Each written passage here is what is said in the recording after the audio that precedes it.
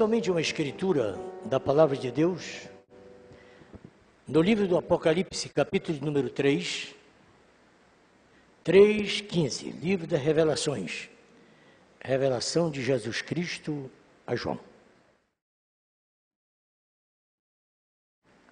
Conheço as tuas obras, que nem és frio nem quente.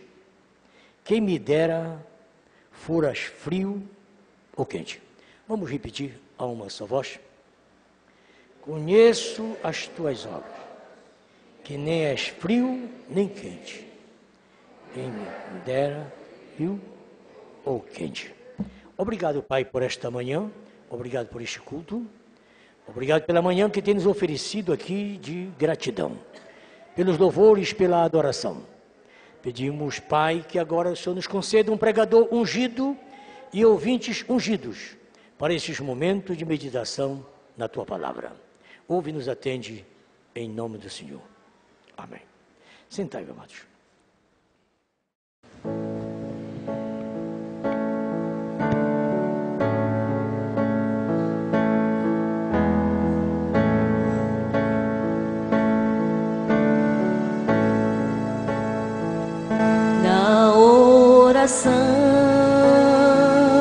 Encontro calma na oração, encontro paz. Orar a Deus faz bem à alma, falar com Deus me satisfaz. Falar com Deus, que privilégio, e abrir a alma ao Criador, sentir que os céus estão abertos e ouvir a voz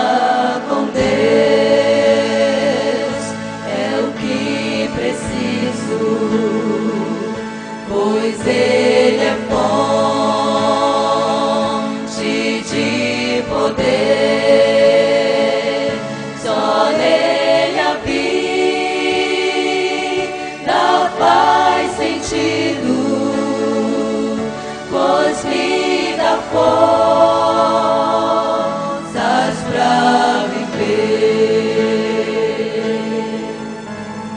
Grande é o nosso Deus, e as obras que Ele faz, o seu amor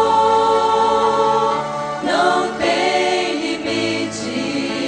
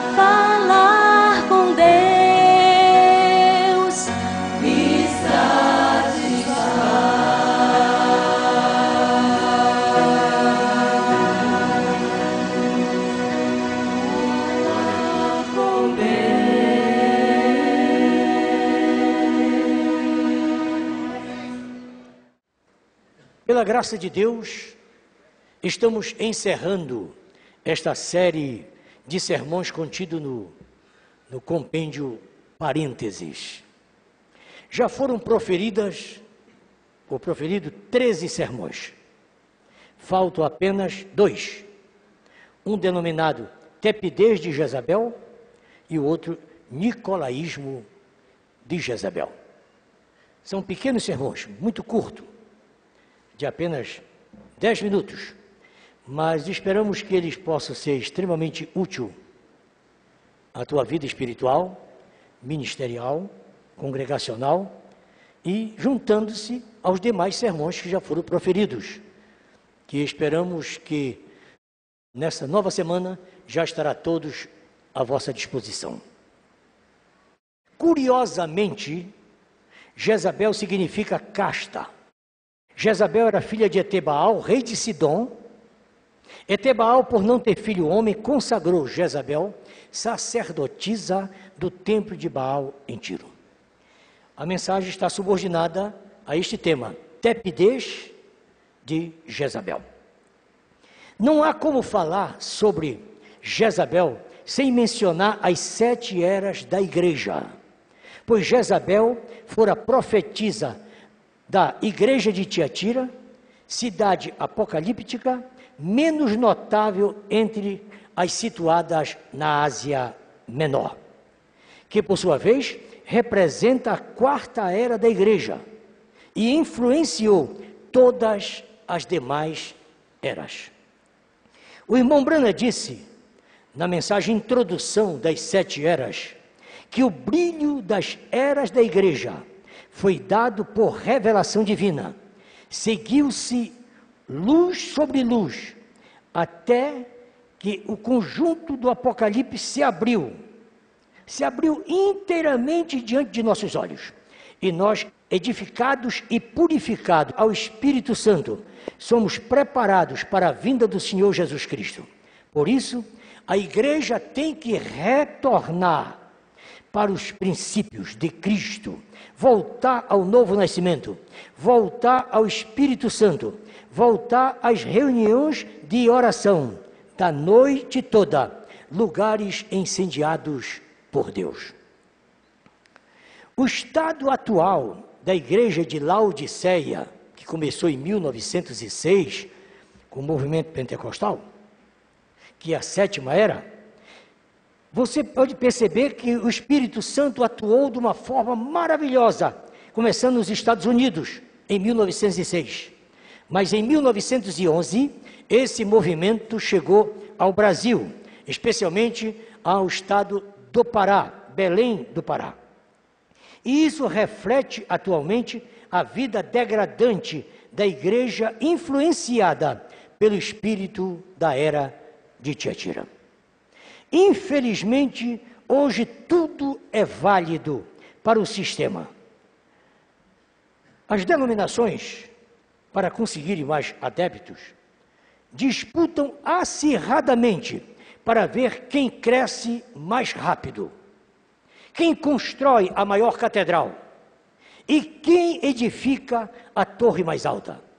Por esse motivo, tornaram-se demasiadamente mundanas, baratearam o Evangelho e aumentaram drasticamente o valor cobrado pelos benefícios provenientes do Calvário, os quais devem ser dados gratuitamente. Mateus 10, verso 8. Curai os enfermos, purificai os leprosos, ressuscitai os mortos, expulsai os demônios, de graça recebestes, de graça dai. Em alguns tabernáculos também, mundo afora, em redor do mundo temos visto isso. A coisa não é tão diferente, não. Há no companheirismo da mensagem grupos para todos os gostos, desde os mais legalistas e fanáticos, aos mais liberais e incrédulos, inclusive os sem revelação alguma. E com isso, esquecem que a genuína mensagem, ela é apostólica, profética e pentecostal, na qual não há divisão nem escândalo. Tudo isso acontece porque a igreja é composta de 3 classes de crentes: crente, incrédulo e manufaturado. A primeira classe adora ao Senhor. A segunda classe enjoa ao Senhor. E a terceira classe causa náuseas ao Senhor. As falsas igrejas das 6 primeiras eras elas enjoaram muito ao Senhor. Porém, a igreja da 7ª era causou-lhe muitíssimas náuseas. Por isso, tem sido vomitada. Apocalipse capítulo 3, verso 16. Assim porque não és frio nem quente, vomitar-te-ei da minha boca. De certo, em vez da igreja estar incendiada com o fogo de Deus, ela tem se esfriado. É um estado de retração e abrandamento. O formalismo corrompeu-a quase que por completo. Há pregadores que já não usam mais a Bíblia escrita, nem a mensagem impressa. Apenas utilizam o processo virtual para leitura. Acabou o amor e a devoção pelos livros dos livros. A Bíblia está em segundo plano. Os cultos não excedem a 90 minutos, para não sacrificar as programações radiofônicas e televisadas. Não há mais culto avivado, de modo a não incomodar os visitantes, nem comprometer as gravações e as transmissões via internet. Isso acontece porque a igreja pensa mais em se ajustar ao mundo do que se aproximar de Deus. Isso é formalismo de Jezabel, congregação sob os cuidados do reverendo Acabe.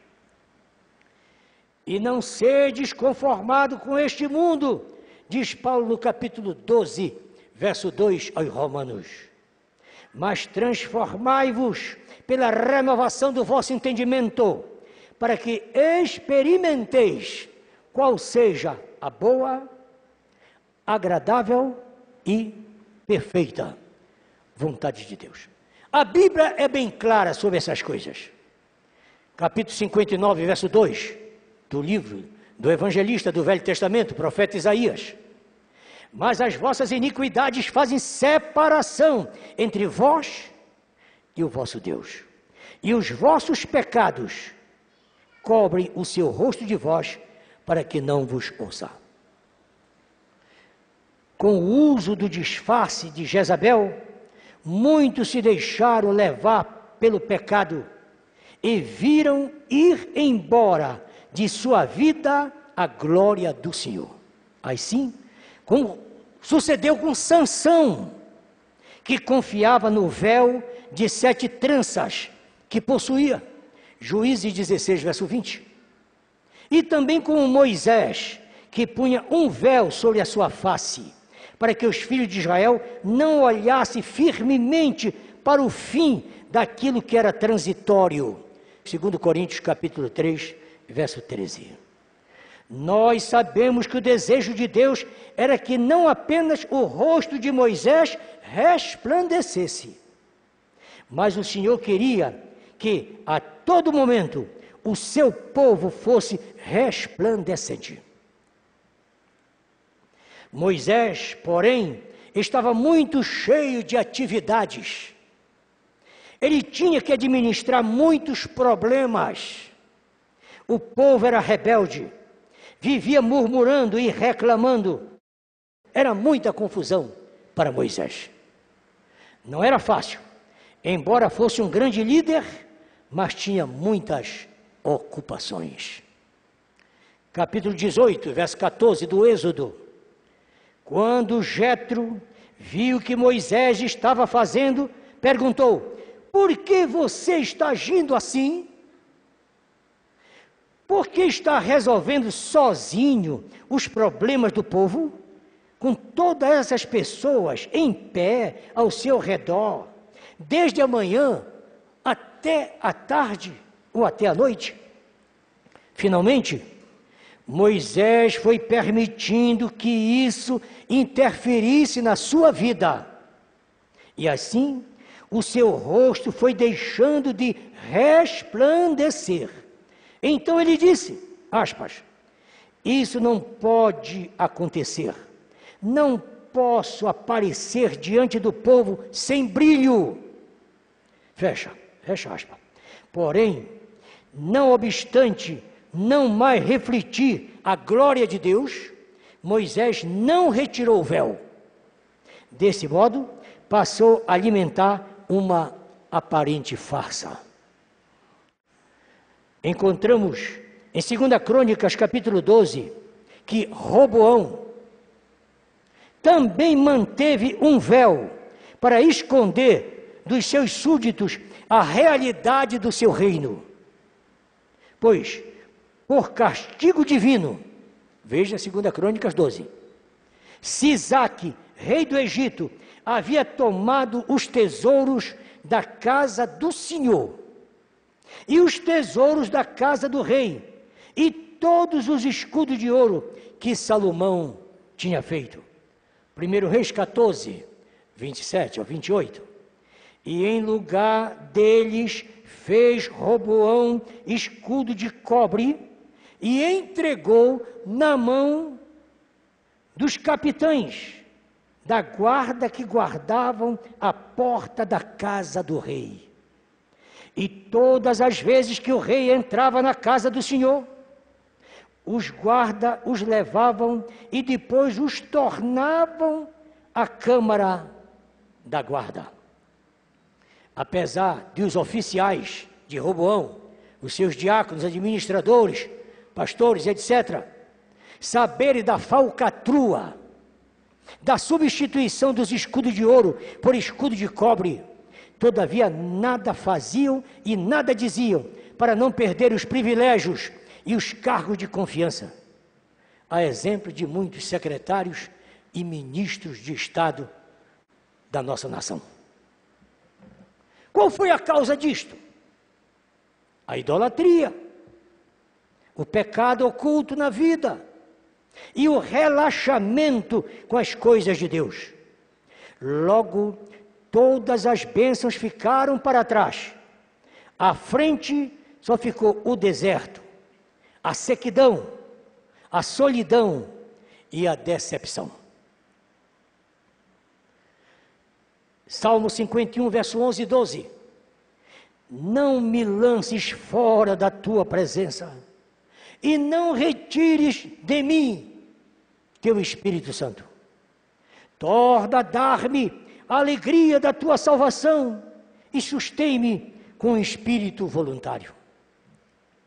O pastor Joaquim Gonçalves Silva diz que o segredo dos que triunfam é recomeçar tudo de novo.